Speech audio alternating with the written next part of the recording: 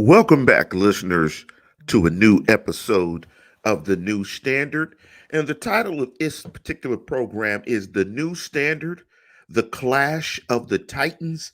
And I know you don't see Neil here. Neil's getting ready. He's getting prepped up and coiffed, getting a fresh cut, and getting right for the show.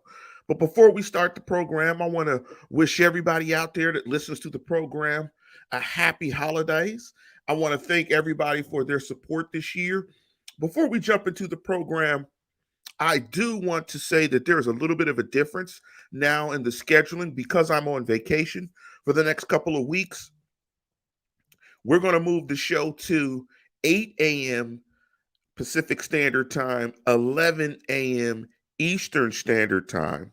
We're going to do it that way because I just want to get up a little bit later.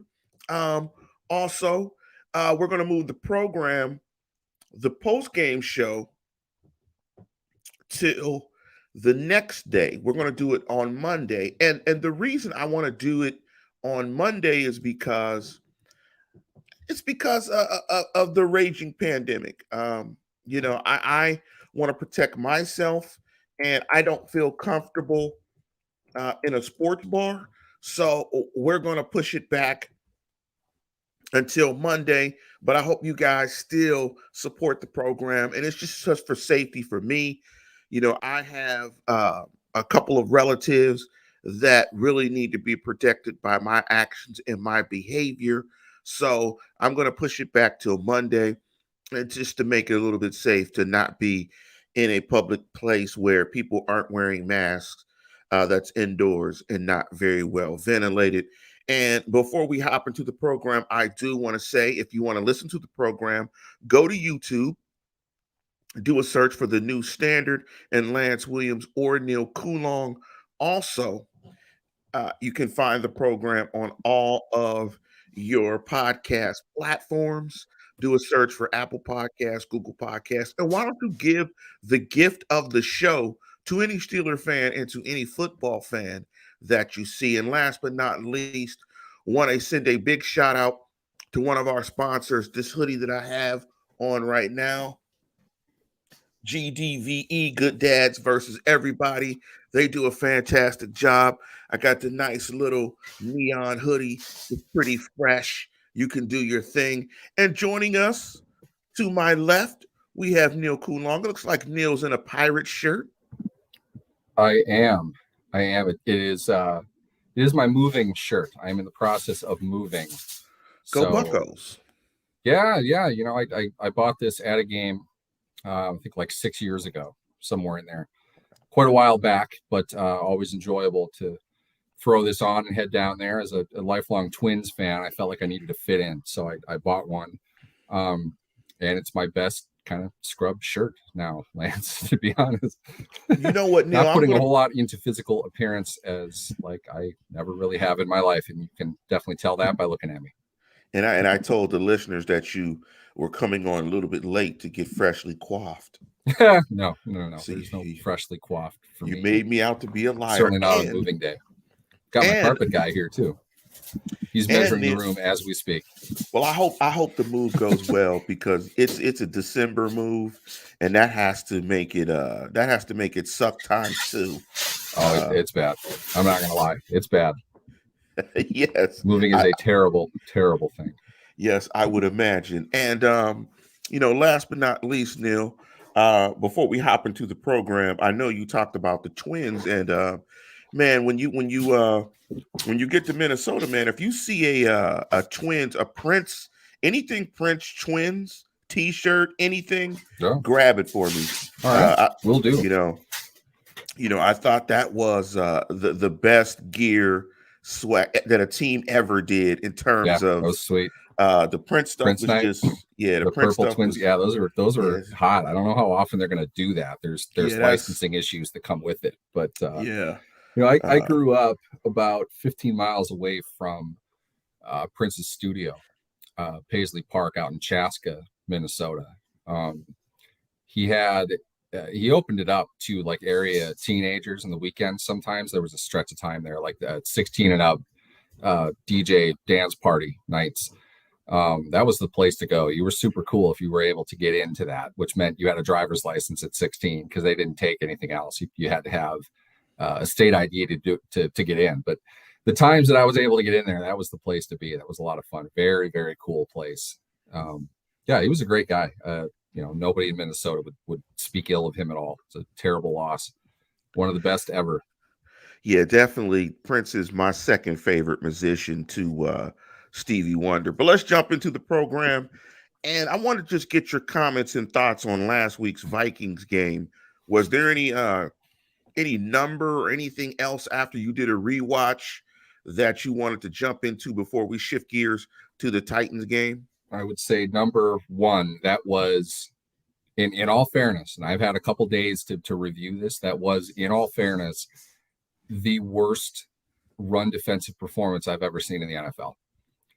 I have no idea that first half was, somebody asked me on a radio spot earlier this week, have you heard Mike Tomlin react like that after a game? He was particularly heated, but he wasn't even 10% of what he could have been. That was so bad. Worst run defensive performance I've ever seen, Steelers or otherwise. They were that bad. It was frustrating to watch, to put it mildly. I don't know how much of that you can fix, but it's pretty clear and obvious what their problem is. Good on them for kind of getting something figured out and trying to regress to the mean a little bit there by the end. But it's most of the last 5 games have been spent watching running backs get in the secondary and just go from there. So they should know what the problems are. When you're excited about getting Isaiah Buggs back, you know that you've got a problem. And I think that's where they are now. When I looked at the game again, and I looked at some of the numbers and some of the personal performances, on a negative side, one number jumped out to me. I may have said it on the show last week. That was the 14 completions for 36 points. I've never seen anything like that. And this is a game in which a guy had 2 interceptions and only had a 63.4 quarterback rating. I mean, he was 14 of 31, which is not good for only 216, but they still had 36 points. It was terrible in the second half. So I've never seen something like 14 completions for 36 points, and half of those went to Justin Jefferson. But I want, on a positive tip, I want to flip the coin on a positive tip. And this is something that I think Steeler fans can hang their hats on for the future, for the post-Ben Roethlisberger era, is in that game, you did have 3 of their younger players play some of their best games. You saw Najee Harris average 4.7 yards per carry and actually have a run of 23 yards, show a little bit of burst and a little bit of elusiveness. He had 20 carries for 94 yards. I thought that was something that you want to see because I know me and my dad have been going back and forth as to which prospect I like more, Javonte Williams or Najee Harris. And I like Javonte Williams more. We keep going back and forth. I like a guy with a little bit more juice. But let me jump into another number. And this guy got ripped. And we're going to talk about this guy in terms of some comments that Mike Tomlin made about player development. Chase Claypool had 8 receptions for 93 yards on 9 targets. This was one of his better games. I mean, he actually made contested combat catches in this game and did some of the things that I think the coaching staff likes and the coaching staff is looking for from him. Although that was overshadowed by that bonehead play late in the game, but you did see him make some of those plays in which you want him to make moving forward as a young piece for this football team. And last but not least, Deontay Johnson played his Deontay Johnson game, and we did see a James Washington sighting. Unfortunately for the Pittsburgh Steelers, all of that got overshadowed by Claypool's antics at the end of the game and that terrible first half. So those were kind of my thoughts of the game, that what you really saw was an illustration of an average football team. And average football teams play like the Steelers play. There are peaks, there are valleys, and then there's that in between, that floodland that's sort of kind of flat, right? And so you're going to experience a lot of variance in a team that's 6-1. But let's jump to the Steelers versus Titans game. Let's close the page on that Vikings game. And Neil, break it down for us in terms of the injury report. How are the Steelers looking from an injury perspective, and how are the Titans looking from an injury perspective? I'll be honest, I am not fully up to date with the Titans. Most of the reason for that is, in case you haven't noticed, and I'm sure that you probably have, there's been something of a complete and total global pandemic breakout as far as NFL players go. And Yes. they don't give you a clean, easy list of COVID protocol players. As far as the physically injured players, the non-COVID positive players, whatever we want to call them, I don't think we saw anything that we normally wouldn't have. Joe Hayden was able to return to practice on a limited basis on Tuesday. That's new. He hasn't played in 3 games now, I believe. Zach Banner did miss on Tuesday. However, he was not previously scheduled to miss. The team practiced earlier. The dates on this are wrong. Sorry, it caught me for a second. Cool. Thanks, man. Thanks, sorry. You're all right. Carpet guy is leaving. He says hi to everybody.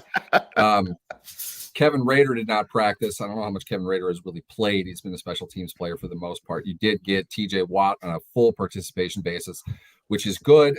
You did see Isaiah Buggs go from full back to did not practice on Tuesday. So not good, I think, overall for the Steelers. You get some things here and there, but not a whole lot. Alex Highsmith went from limited to full. That's good. Roethlisberger was limited. I'm not sure if he wouldn't have been limited otherwise. I don't know how much he's really going to practice this time of the year. Robert Spillane does look like he is on the path to come back. So disheartening to see Banner not practicing again with a knee injury is what they designated it as. I'm not sure long-term what that means outside of what we probably already know, and that Zach Banner is not going to be on this team next season. Isaiah Buggs missing is probably the biggest issue I see on here, simply because, well, the guys that they have replacing Isaiah Buggs aren't very good either. And Montravius Adams is one of the guys on the COVID protocol list. Now, the NFL did change that this week in saying that players can return after one positive test if they are vaccinated and asymptomatic. What that means is they have a better chance of being able to return within the week, because you have to get tests 24 hours apart. So if he tested positive on Sunday, negative on Monday, and negative on Tuesday, he would be back to play. That leaves it open for possibly today, later this week. We'll see where they go with that.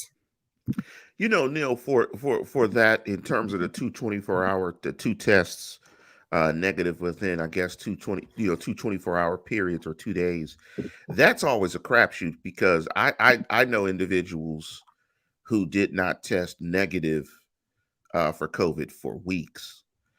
So it's interesting, and we'll talk about the NFL in terms of what they're doing in terms of COVID later in the program, because it's very interesting that you can have a team with 20 positive cases play a football game. And so we'll find out.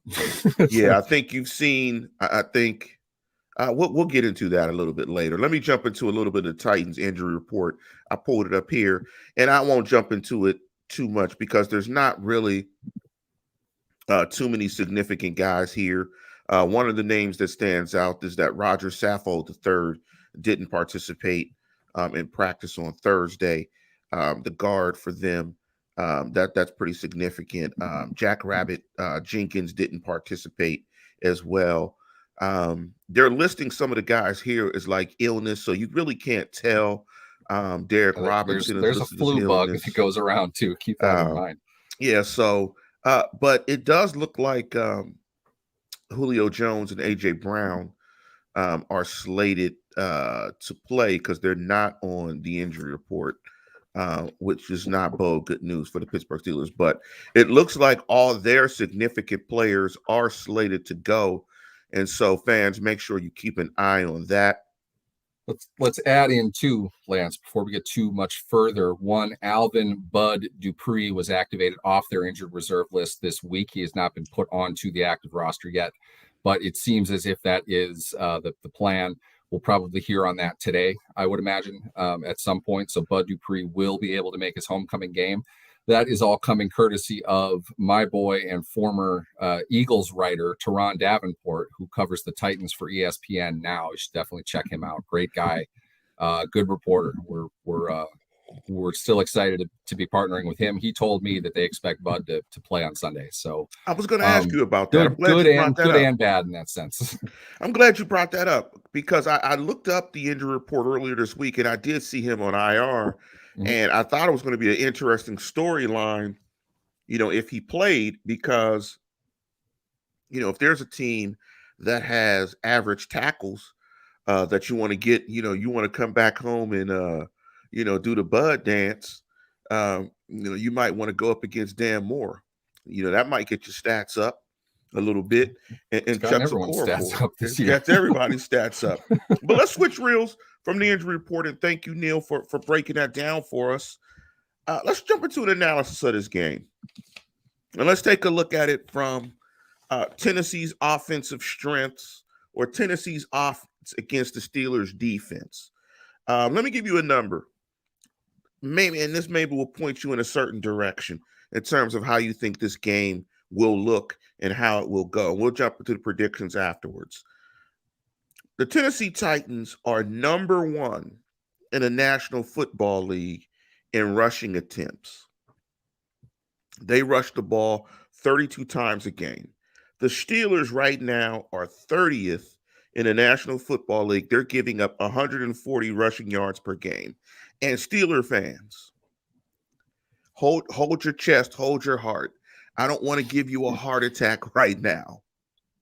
The Steelers are giving up 5 yards a carry, which is worst in the National Football League. Let me say that again. 5 yards a carry. And when I read that stat, I didn't feel as bad when it was 4.8. Something about 5, it being, 5 plus 5 is 10, half a first down. Somehow, like the 5, that number resonated more in my head than 4.8, as if 4.8 isn't dreadfully bad as well. Something about 5. 5 is worse than, just in my mind, it sounds worse than 5.1, just because it's half a first down. But 5 yards a carry. Never seen that in my life. Hopefully, I will never see that again. But those are some of the numbers I think that give a nice picture of what I think will occur in this game.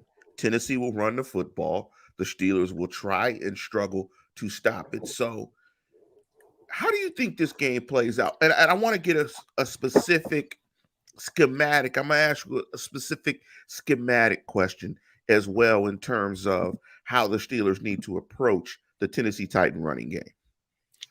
Here's the thing. Stats are very deceiving in a lot of ways. We've talked about this in this segment, Lance. Just because one team does this well or that well does not mean the other team is automatically going to do it. This, however, is the unfortunate clash of one team that really wants to run the ball and another team that doesn't stop it particularly well. So on paper leading into it, you think that Tennessee would want to, ground and pound and do their thing. Even if you are that successful running the ball, you do that in chunks. Running is not a literal yards per carry thing. While I agree 1,000% with everything you said about 5 yards per carry. 5 yards per carry is you don't stop anybody for losses and they go off for big chunks, which is what the Vikings did. So the Steelers absolutely have earned that average. That's a legitimate average. The Titans are a great schematic running team. Derrick Henry is a great player. I'm not taking anything away from him, but just because Henry is not there does not mean they can't run the ball. They can. It's not perhaps going to be as dominant. Deontay Foreman is a veteran player. He's not Derrick Henry. No one pretends that he is, but he is getting the job done on a lesser degree. He's got juice at this point. He's got a little juice. He's capable of playing. We've seen some good things with them, but this is the classic argument within Pittsburgh right now, especially when it comes to the inane and pointless Najee Harris versus James Conner debate. It is to a degree about your scheme, and it is to a degree about the runner. The Titans in this case have a capable running back and a good scheme. They have a good offensive line. They're disciplined. They're well trained on that front, and they like doing it. So the issue for Pittsburgh is going to be winning those early downs, which is really hard to do against a good zone running team like the Titans are. It's hard to stop a zone run, even when you know it's coming. It's really calling like 5 different plays. If you have a running back that can read it, and you have blockers that are able to win their assignments. And I'm glad you brought that up, because that's going to be my follow-up question to you is, how do you effectively, what's the best approach to attack an outside zone running team? But outside zone defense against a zone is 99.9% about discipline. Your run fits. You probably heard that a lot this following the Vikings game. The run fits of the Steelers, what that means is guys are where they're supposed to be. Every defender is assigned a gap, okay? When you are gap sound, your guys are where they're supposed to be, and they're not easily moved from those points. The fewer openings there are in those gaps, the harder it is to run through the line.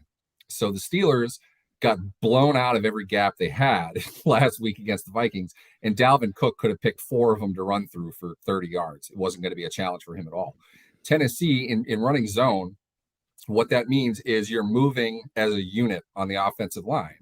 And the idea is to get across the face of the defender in front of you, which is to pull him in the direction that you're going. They have to defend that gap, but the runner is moving, so they're following the runner. The idea is if you are not disciplined as a defender and the offensive lineman is across your face, at some point, your inside is going to open up and the runner is going to cut back behind you and run up the field. Titans do that very, very well. And Freeman can run inside that kind of a scheme. Now, you don't do that every play. Well, Mike Shanahan did with Terrell Davis, and Terrell Davis went for 200 yards or 2,000 yards and is in the Hall of Fame. They ran a ton of zone. The Titans in modern offenses today don't run one style exclusively like that, but the Titans are a very good zone running team. It requires you to move laterally, which is not what you want to do as a defensive lineman. If you're moving laterally, horizontally across the line, you're not pursuing anybody. You're not cutting off an angle. So the runner has that angle. And as they're running, if you can imagine, I wish I had a telestrator right now. You can imagine a diagonal line. If everything is moving toward you on a diagonal line, as soon as that line that's in front of you over pursues, you cut back. That's what a zone running scheme is aiming to do. And the Titans do that well. Foreman can read those gaps in gaps is the wrong word. He can read the creases in the defense if they're not disciplined. If one guy goes too far, if he doesn't go far enough, there's going to be a hole there with a lineman blocking the one guy that's able to make the play. So from a schematic standpoint, the Titans create problems against a defense because it's a hard scheme to block if you do it well. It's just a really hard scheme to run. You need to have the right guys doing it. They have to be very smart, very disciplined themselves. And you gotta be patient. And you got to have patient runners. Yeah, the Steelers with Le'Veon Bell, with a good offensive line, with Mike Munchak coaching that line, with Todd Haley calling the plays, they ran zone particularly well. Outside zone is more of what I'm talking about, and that's what you'll see with the Titans. Inside zone is very similar. You just don't bounce it out. You're going inside between 2 gaps and forcing defenses to follow where you're going. The Titans can run inside zone and outside zone, and that's going to be difficult. We saw the Vikings doing that a bit.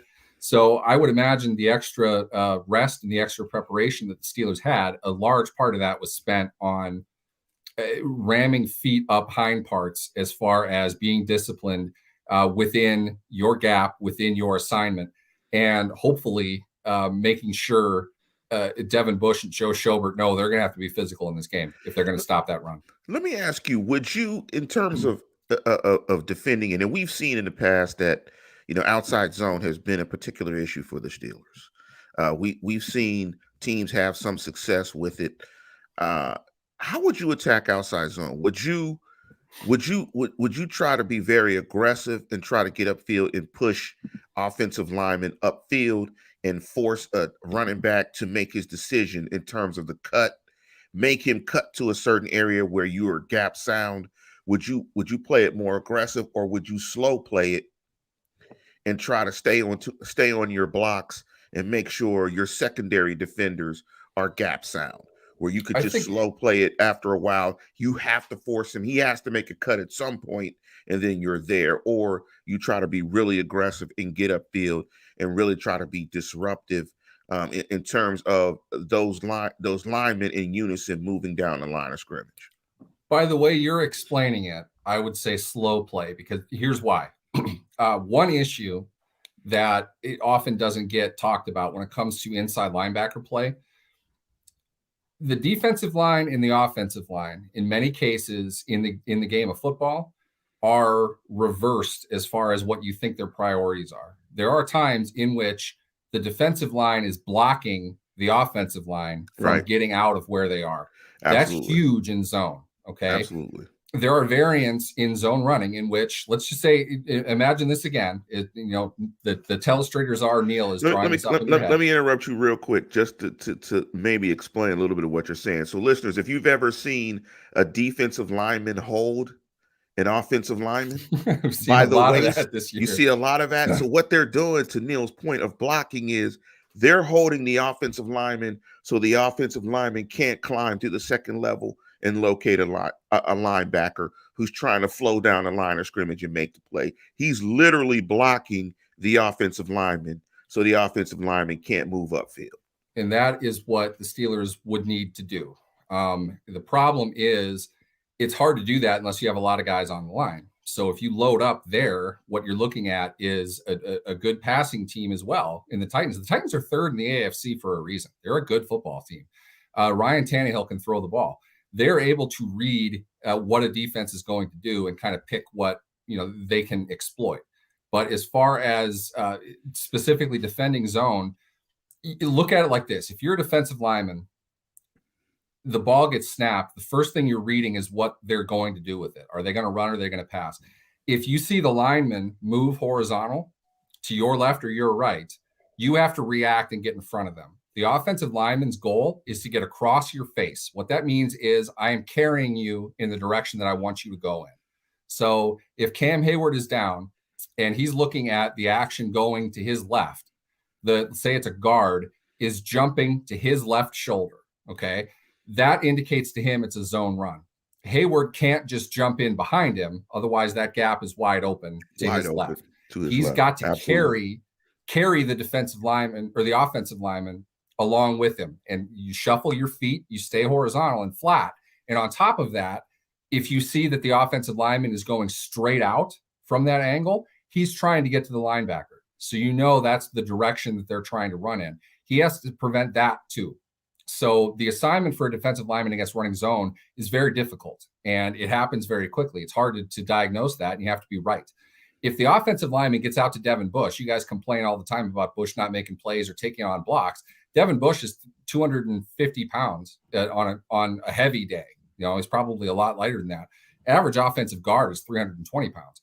He's not beating that block. That's a guard, okay? The defensive lineman can't allow him to shoot out to get to Bush. If he gets to Bush, Bush is out of the play. There's absolutely no way that's going to work. And Bush is the guy that has to find the crease where the running back is going, and that's his gap. So he has to defend the cutback. He has to be free to do that. So the key thing in holding up front a defense is not shooting in and trying to make the play as a defensive lineman. You have to hold up at the line of scrimmage and make sure that the offensive lineman can't shoot out and get to the linebackers, get to the second level, whoever would be free in order to make the tackle on the running back. I think the other thing that's difficult in defending Tennessee is with their zone running game, they also have different actions off of it. You'll see Ryan Tannehill with boot actions. You got a lot of play action. They dress it up pretty nicely. And on top of that, you have the athletic ability of Ryan Tannehill to make plays with his legs. And I think I've asked a couple of people about this. So I think even though they don't have Derrick Henry, it's like you said, it's a very well-schemed offense. They're not scoring as many points, obviously, without Derrick Henry. And I think that's also because Julio Jones and A.J. Brown have been hurt and have been a little inconsistent. But you're going to see outside zone. You're going to see a little bit of power. You're going to see a little bit of duo. You're going to see boot action. You're going to see a lot of play action stuff. There's a lot of things for the Pittsburgh Steelers to defend, but they have played Tennessee enough, even last year, where I think they have a good idea of what it looks like. And the team has an idea of what it looks like and what they need to do. Let's look at one advantage in this game from a defensive perspective that I think the Steelers do have. The Steelers are second in the National Football League with 37 sacks, and the Titans have given up 37 sacks, ironically, which is 28th in the National Football League. I think one of the issues there, and I think it was critical that Joe Hayden is practicing, is because the Steelers have struggled minorly when Joe Hayden has not played, is that when you look at the Titans, their offensive line is just okay in terms of pass protection, as illustrated by the 37 sacks. I think the Steelers have an advantage there. But I think we know what this game is going to look like on the offensive end for the Tennessee Titans. They're going to try to pound the rock. They're going to try to pound the rock and get stuff going off of play action. I think they're going to try to hit their tight ends, and I think they're going to take some deep shots to Brown and Julio Jones, because this is one of the first times that they've had both of those guys healthy. And I was impressed by Deontay Foreman. I thought he had a little bit of juice. I didn't think he was a bad backup. He's averaging 4.4 yards a carry. I thought he ran the ball well against New England. And they have several running backs that have a little bit of juice. I think they're a physical football team as well. So I think it's going to be a pretty good game. Let's switch to the opposite side. The Steelers offense against the Tennessee Titans defense. And this was a little bit harder for me because I tried to look at it in terms of what do you do well and what can you hang your hat on in terms of an offensive game? What do you do well and what don't they do well? I don't know if the Steelers do anything well on offense, other than Ben throwing the ball to Deontay Johnson. I don't know what they do well on offense. Have you figured out after, what is this, going into the 14th game? Is there anything that this offense does well? No, not especially. I know this. What we've seen, and we discussed this last week, what we've seen from the Steelers is a pretty substantial amount of stat padding offense. A lot of times, the exception of the Bengals game where it just never came together. The Ravens game was a tightly contested game, but they fell behind huge against Minnesota and Los Angeles, and they were able to get back into those games. And a large part of that was big plays that they were able to make late in the game when they were way behind. Not enough in both of those games. But the reality is it's a team that can't stay on schedule. They don't run the ball well. I know we all love Najee Harris and everything. He's not an exceptional player. He's not showing to be an exceptional player. The best thing they have is exactly kind of what you said. I think Ben is throwing well enough this year, late in the season, like he didn't last year, that they're able to get away with a thing or two. And Johnson is on the verge of becoming an elite level receiver. It's going to be a bit yet, but you're getting great play out of him. You highlighted the positive stats from Claypool. I would say, well, other than that, Mrs. Lincoln, how was the play? I mean, the way that Claypool in that game cost them multiple drives, and the boneheaded nature of what he did at the end of that game, it takes away everything else. But the reality is Claypool is capable of making plays. He doesn't do it particularly often, but he will. I think they give him probably more targets than he's exploiting at this point in his career. I think he should be better, but they're able to do a thing or two on offense. They're not a good offensive team. Right now, it is still taking them far more plays than it should to score in any way. And that's with a really good place kicker as well. Offensively, unless they fall down by 4 scores and the defense basically lets them have as many yards as they want and create the game to be, red zone offense versus red zone defense, they're not going to do much. Basically, in a tighter game between the 20s, you can't really count on them to do much. They're not a mismatch-laden offense. They don't have a whole lot of advantages. Their line isn't particularly good. Their quarterback is smart. He makes good decisions with the football. Doesn't have a great arm. They're not able to do a whole lot of things in their passing game because of that. They have to do a lot to score. And we've seen time and time again this season that bogs them down. They're going to have minus drives. They're going to have 3 and outs. They can't dominate an opponent. It's interesting. If you happen to watch the Chargers Chiefs game last night, you look at 2 vertical, high power, dude laden offenses. And then on Sunday, you'll watch the Steelers. So you can see the difference pretty clearly between them. There are guys on both teams who can take over games, and the Steelers don't really have anybody like that at all. So asking how good they are or what they do well, it's a null question. They don't really do anything particularly well, although I do like the way Deontay Johnson's game's coming along. When you don't do anything well, I as a former coach, not a football coach, but I was a baseball coach. I coached varsity baseball for 3 years. And what Neil is basically saying, when you don't do anything well, that's like coaching a baseball team when you have no pitching staff. There really isn't, when you don't have any pitchers, you can't win games. It's very hard to win games. When your pitching staff is not very good, you just don't know what type of performance you're going to get. And I think part of the issue of the Steelers not having a very good offense is they don't have a very good offensive line either. So it's really hard to formulate game plans around anything. And we often It's talk not much about you can do. it's not much you can do. We often talk about identity.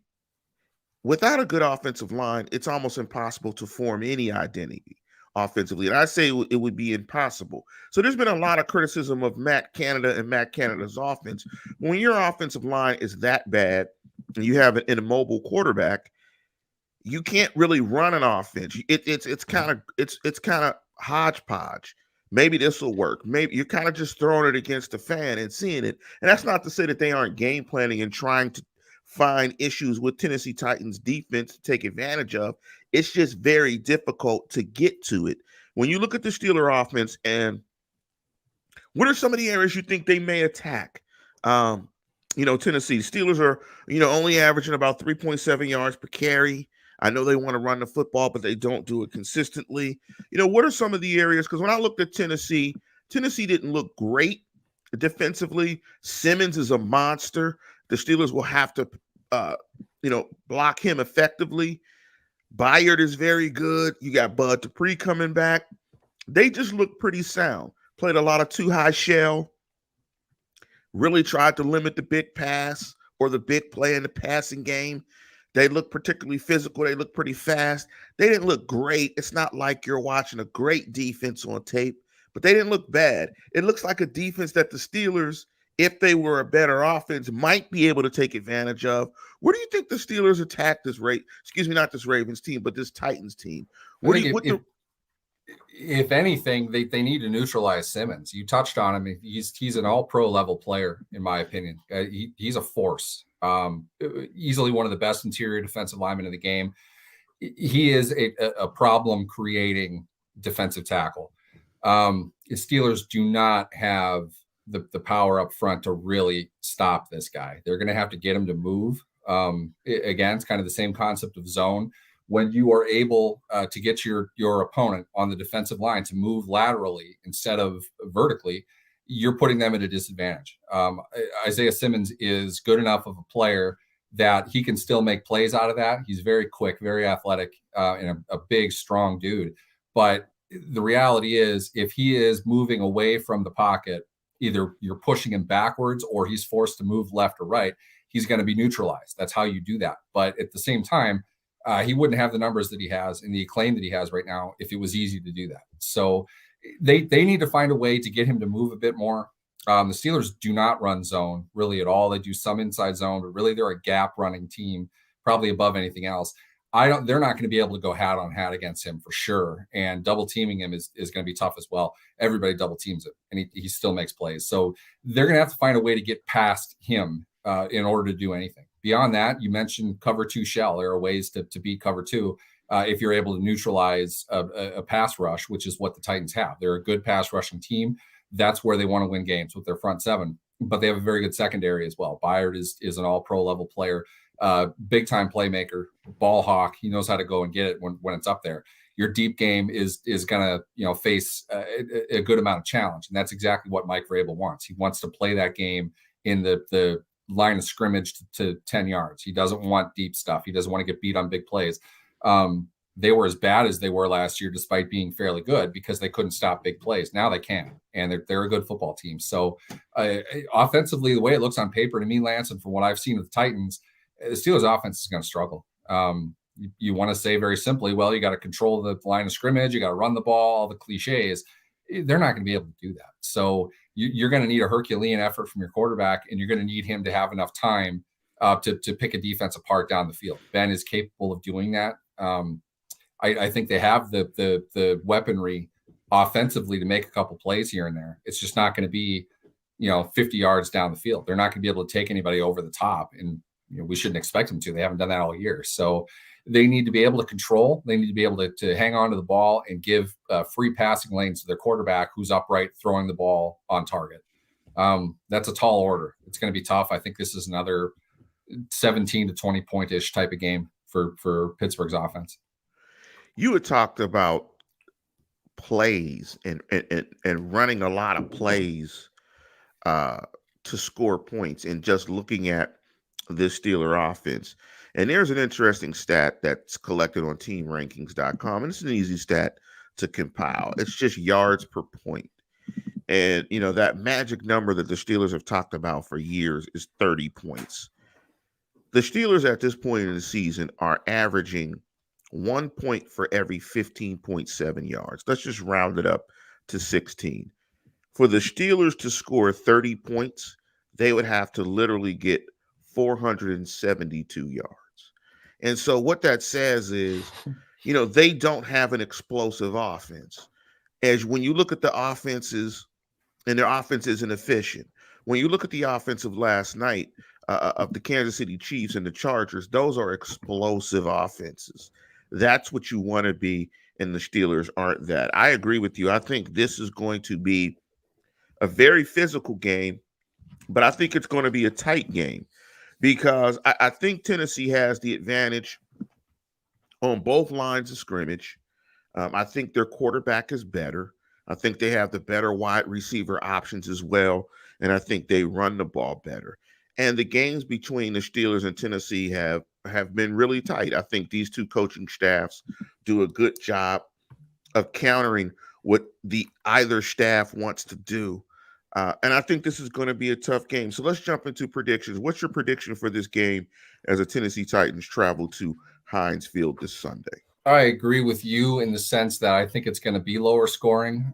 Tennessee's offense is still productive to some degree without Derrick Henry. They're not quite as dominant as they probably were with him, and you're seeing that reflected in their passing game, though they've been beaten up at the receiver position. I'm bummed to the sense that A.J. Brown might be my favorite non-Steelers player in the NFL. I think he's a phenomenal receiver. I love everything about that guy. They haven't had him full go all season. I'm not sure exactly what his status is now. Might not be on the injury report, but he's been hurt. I don't even know if he played recently or not. They were just on bye a little bit ago. Maybe he had some time to heal up. But I think he played last week. I watched a couple of their games. I think he played. I think the last game I really saw him against was, maybe the Houston game. But I do think he took some snaps last week. He's a phenomenal player. I really love everything about him. Great player, going to be highly paid here very, very soon. He's a tough guy to beat. But if he's not in there, if they don't have that pop at receiver, I'm not sure how explosive they're going to be either. They do have a good deep ball quarterback, and Ryan Tannehill is capable of making plays deep down the field, and they're aggressive. They always have been. That hasn't changed under Todd Downing from Arthur Smith, who went on to coach the Falcons right now. They're capable of doing some things. I'm not sure how much they're going to be able to do that against a Steelers defense playing at home that's coming off a little bit of a rest. And I promise you, they're going to be highly motivated after the beating that they took last week. You're going to see a much better performance out of Pittsburgh's defense in this game. I think it's going to be close. I think Tennessee, though, just probably has a little bit more. It's really hard to bet against the Steelers at home in this game. I'm thinking like 23-20 Titans. I could see that going either way, though, to be honest. You took my score 23-20. I'm thinking 23-20 Titans as well. I think the difference in this game will be Simmons. I think Simmons will make a play, make more plays in this game to really neutralize the Steelers' attempt to run the football.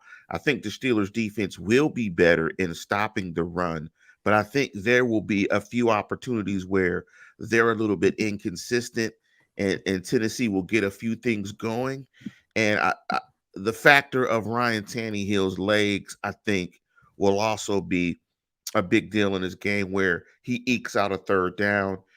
He runs for a first down somewhere where his legs will make a play late in this game to turn the tide for Tennessee, and they get out of here with the win with the late field goal, something like that.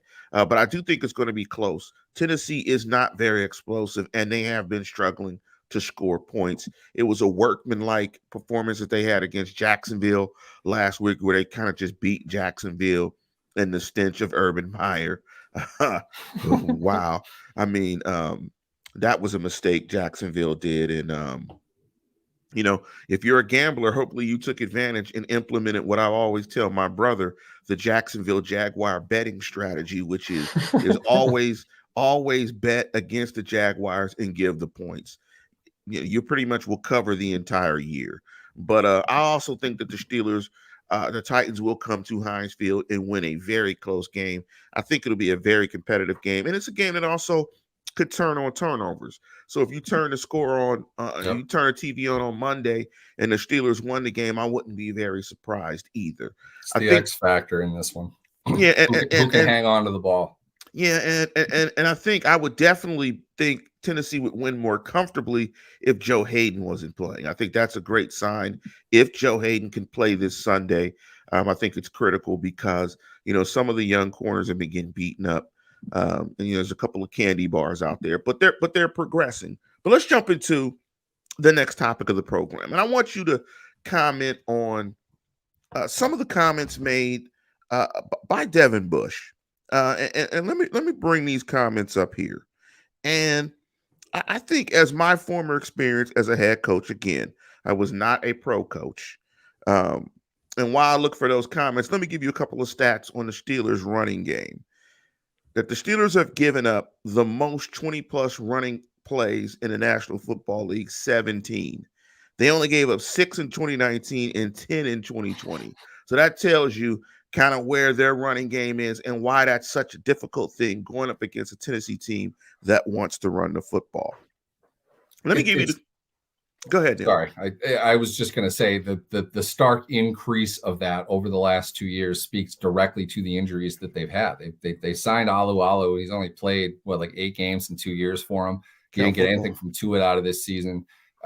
They invested premium capital into a defensive line, and 2/3 of it has been out for the majority of the last, certainly this season and dipping into last year. So it's tough. You can see where a lot of that comes from, but I can't help but call out the inside linebackers to that, Lance. I mean, not that that's everything, but if you watch the film in a vacuum, and you've talked about pedigree a lot on this show, if you watch the film in a vacuum, you have no idea where Devin Bush was drafted, what was given up for Devin Bush. If you saw him, there is no way in the world you're not wondering why he's still in the game. There has to be somebody better than what you're seeing from Devin Bush.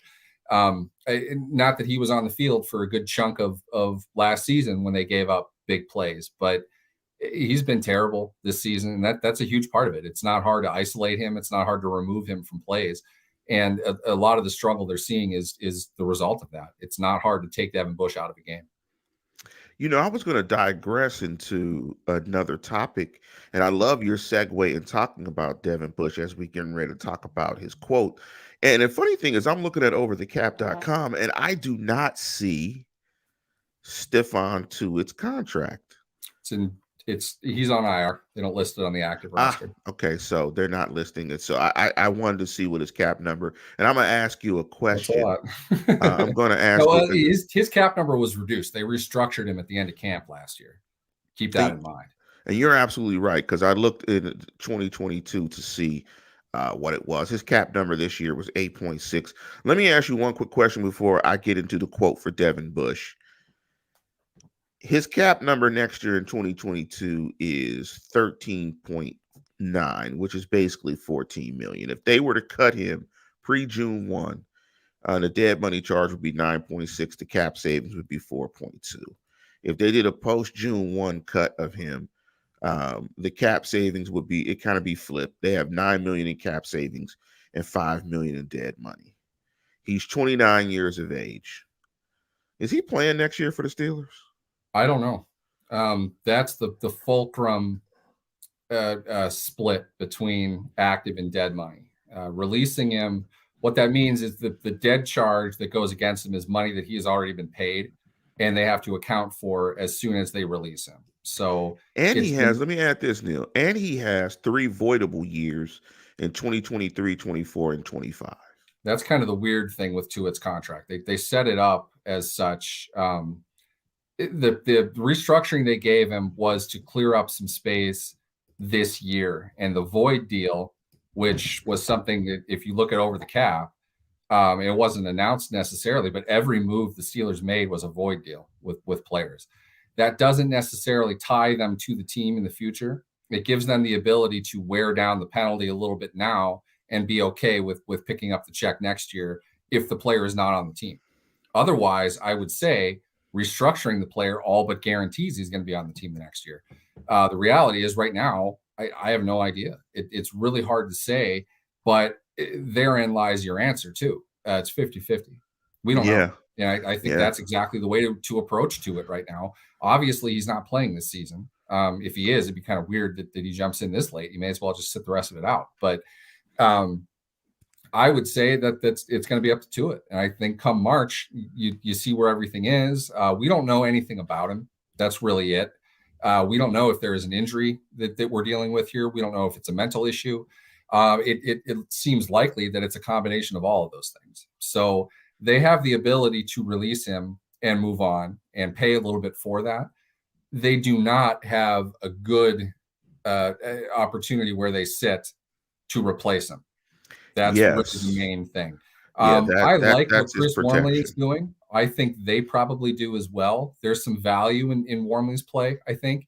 Alu is the one that you need to worry about. They don't have a solid, 1-3 technique player going alongside with Cam Hayward to flank the middle if they want to pinch in the edge, which is what they've done probably over the last 4 or 5 years now. They need to find another starting level defensive lineman, and that's going to have to come in free agency. So if you're cutting to it, you're holding him without playing for the second year in a row and tacking on a good chunk of cap space to do it. And you have to now pay somebody else to come in and do it. You've got Wormley, that helps, but I still think you need somebody inside to not make up for Tuitt, but to round out the absence of another quality veteran player there. It's money they're going to have to spend in free agency. And if you put that along with Tuitt, you're getting one player for probably $12, $13 million cap hit for the position. That wears you down as a team. That can be kind of tough. You want to avoid those situations. I'm not sure if you could have with Tuitt. I don't think they could have anticipated the situation that they're in now. No. And restructuring him to some degree helped, although I did think, and we talked about this a bunch, they didn't need to restructure Tuitt to get Watt's deal done. Yet they did, and they're carrying more money. They're carrying more cap space right now than they have in any season that I can remember. So you put all that together, you're not sure what their plan is with Tuitt or why they restructured him. It could be to just kind of take some of it now, but put the brunt into next year when they know they're going to release him and not release him now. Yeah, it's 50-50. I think you're right to put a bow on it. When your dead money charge of getting a post-June 1 cut is only $5 million, that's danger. That's danger. Will Robinson. That number usually isn't big enough. Keeping the next year, but that number isn't big enough to protect you. Yeah. They can eat that and move on from you. And we'll see with Stephon Tuitt. He's a very good player, and hopefully, whatever his issues are, they will be resolved. Let's jump into the quote for Devin Bush. And he said the following this week when he was interviewed. I don't know by who, but he was in an interview and he said the following: I think I'm still the same player. I feel I'm still the same player. I know I'm the same player. Obviously, nobody on the Steelers is playing up to their potential. Nobody is playing good football. I'm not going to single myself out. And let me give you my comments before you give your comments, Neil. As a parent and as a former coach, what you hope in tough situations is that your child or your players are accountable. And I found these comments odd that he tried to deflect because his father is a former football player. So, from a pedigree standpoint, I think he understands with a dad that used to play in the NFL what it means to be a pro, or what a pro looks like, and how pros are accountable to their performance first, then the team. Most of the time, when you hear more mature players, and it speaks to his maturity, they they deflect away from the team and absolve. They don't absolve themselves. They absorb all of the attention and put it on themselves. And it starts with, I haven't been playing well. I need to play better. If I play better, hopefully we will play better. But it starts with me. I have to improve my game. I've got to study better, be more prepared, be on my P's and Q's. And hopefully I can lead by example. And if I improve and I play better, we can play better. If you're listening, you noticed I said I like 7 times. You have to say I. And I was astonished by the lack of personal responsibility in his role, in his play. But I had to take a step back and say, wow, he's young. And that leads me to the comments that Mike Tomlin said when he was asked about Chase Claypool in the press conference. And he kind of related it to all the young guys. When he said, we don't wait for stuff like that to happen to address it. That's built into our 2-minute teachings and team development. Obviously, he had a misstep being Claypool in that area. He had missteps in other areas. He's a young guy that's growing and developing in a lot of ways. That can't happen fast enough for him, and it can't happen fast enough for us. There's growth and development that has to take place. And he also talked about just how these players don't come to you as complete players, that there is a maturity part of it that's a part of the teaching of being a coach. And having been a head coach, I found that to be the most difficult thing. Teaching the game was the easy thing. The other stuff was the hard stuff, the soft skill stuff, and getting them to buy into your vision, to be accountable, and to be mature. And I think that's the thing that we as fans don't recognize is happening at the same time this fast train is moving. But I was pretty astonished by Devin Bush's comments and the lack of accountability that was leaping off the page. Where we all suck. Just don't look at me. I was like, wow, he's deflecting. Something's going on there. What's your thoughts about his comments and Tomlin's comments? His comments in response to Tomlin's comments, which are not letting him off the hook, but not allowing the perception to exist that Tomlin doesn't believe in his player. And Tomlin does that a lot. And I think that's generally good. First off, media sound bites, it's not congressional testimony. They don't need to be honest. They don't need to tell you the truth. They tell you what they want you to hear. Towing the line between acting like I know as much as Keith Butler does about football and being Joe Sweatsock moron on Twitter can be difficult sometimes. I'm trusting what I know of the game, which admittedly is not on the level of an NFL coach in any way, shape, or form. I'm trusting enough to know there is no reasonable way anybody can tell me that Devin Bush is the same player he was before he got hurt. I don't care what he said. Okay. He's not. He doesn't have to admit that. I don't blame him. I'm not going to walk up in front of people and let them make a joke out of me either. That's an old school approach. You brought up his dad. I would say, if anything, his dad probably would have the same mindset. But if you take a cue from the leader of the team, Ben Roethlisberger, if Ben played a great game and they lost, Ben would immediately blame himself. He would say, it's up to me. I have to do this. I have to be better, blah, blah, blah, blah, blah, all of that. That's the right soundbite. That's the right thing to say. There's a level of pride and a level of ego that comes with all of this. Okay, that's fair. I get it. The younger players have a tough time just accepting that that's the way that it is. And I think that's sort of what Bush is probably guilty of here. The reality is, I don't give a frog's fat ass what Devin Bush is saying to the media. It's on film.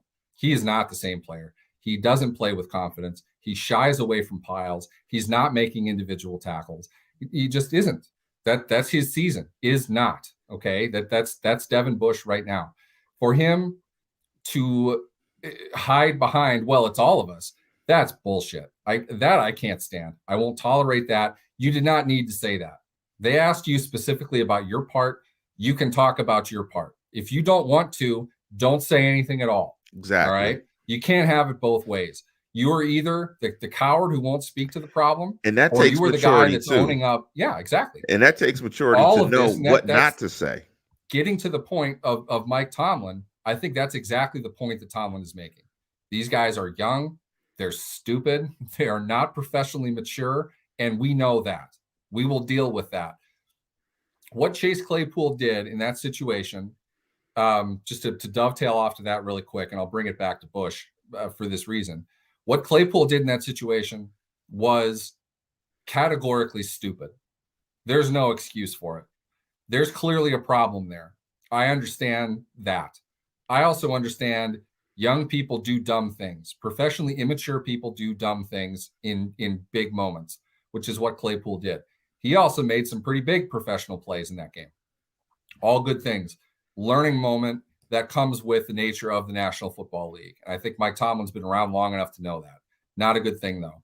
Bush, as is being blasted to us in the comments, I understand what Vince Williams is saying. I will also say that Vince Williams has a particular axe to grind over everything right now. And to suggest Bush is not capable of doing more than he is, I don't think is fair. I think Williams is speaking to the less reasonable faction of the fan base, people that are screaming at him to cut him and he's a bum, he's a washout. I don't think that's fair. You guys have heard me. If you've listened to the show, you heard me back in March saying, I'm not sure how long it's going to take for Devin Bush to get ready. But just being ready for training camp is not him being done. It's taken a lot longer than I thought that it would. Maybe he needs another year. I don't know what they're going to do with his option. I just know that right now he is a not player. He's not getting the job done. And his lack of accountability in speaking to the media makes me wonder when that's going to happen, if that's going to happen. Because to me, Lance, honestly, he sounds like a stubborn, spoiled brat more than anything else. Well, it's not just me; it's everybody. I don't care. I don't care if you think it's everybody. You are the one being asked the question. Why is Ben the only one that has to stand up? And keep in mind, this is the last rant I'll go on. Consider this my rant of the day. The fact that teams across the NFL, the Steelers in particular, are heavily restricting player access. Guys like Bush are not being put in front of the media to speak, to answer questions, to be asked questions. But that's the first time Bush has spoken this season, isn't it? Yeah. They've hit him. They haven't let him be accountable to anything. So when he goes up there, you haven't been asked to speak to the media at all. You haven't been asked to do anything publicly. That's your excuse? That's what you're going to tell people? I'm sorry, that's bullshit. I can't stand that. If you're no good on the field, fine. If you're out busting your butt and it doesn't work for you, fine. Totally get that. I have nothing but respect for you. You are a high pedigree player who is telling us with a straight face you haven't changed as a player, which is a flat out lie. There's no way you've heard that from anybody. And on top of that all, you need to redirect that conversation to the rest of the team. No, not having it. That's to me. I don't pick up his option just for that. I can't win with a guy like that. I don't give a shit what spot he was drafted in. I can't win with a guy like that. I'm going to go find somebody else.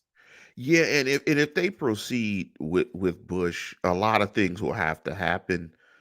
Physically, he'll have to be right and better. He'll have to play better, and he'll have to be very accountable. I thought those statements were very damaging, but the growth and development, I think Tomlin is spot on. I mean, and that's the Yep. frustrating thing Yep. about having to depend on Yep. guys that That's are exactly that right. young. I mean, That's that's that. exactly why you don't just go draft guys and throw them into the starting lineup either. Yeah, I You mean, don't know how that's they're going to react. If you yeah. knew this was the pathway for Devin Bush, would you You have wouldn't have, traded up to 10 to get him? Absolutely no, not. no, you would have taken the kid. Absolutely not. Yeah, you would have taken the kid from, or if you could have, you would have tried to identify. If you'd have took Taking the most other of the rest of Devin. the first round right Most now. so yeah, so it's just a struggle, and that's where there are, and that's what I think fans sometimes don't understand is that is quite possibly the biggest element of coaching is that other part, that soft skills part to get players to believe the vision, believe they can be more than themselves, be professional, be accountable. They're working on them, but as Tomlin said, They're too insulated right now. They're this too is insulated. fast. Like this is fast. Like this has to happen. Unlike your children, he doesn't have 15, 16, 17, 18, 20 years to get it. He's got like Yep. 18 months to get it.